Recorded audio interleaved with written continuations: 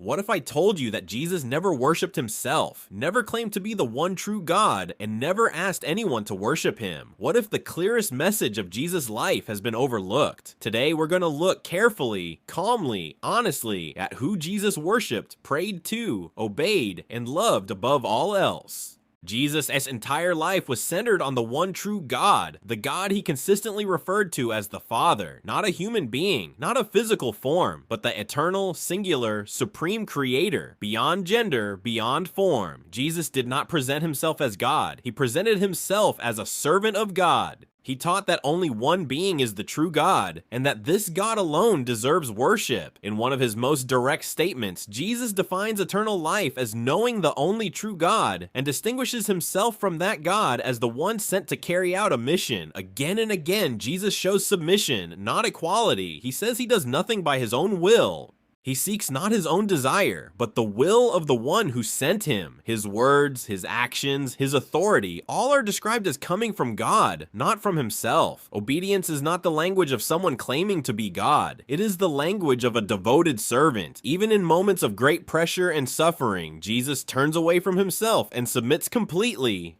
asking that God's will be done, not his own. Jesus prayed, often, publicly and privately, in moments of gratitude, distress, fear, and need. He withdrew from crowds to pray. He spent entire nights in prayer.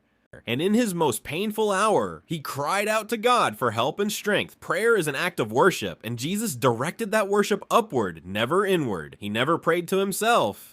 He never asked others to pray to him. He prayed to the one true God alone. When Jesus taught others how to pray, he did not point them to himself. He directed them to God alone, the ultimate source of mercy, provision, forgiveness, and guidance. The first and greatest commandment he affirmed was unchanged. Worship God alone. Love God with everything you are. Jesus did not insert himself into that commandment. He upheld it. After Jesus, something changed. Over time, institutions began elevating the messenger into the message, the servant into the object of worship, the Messiah into God himself.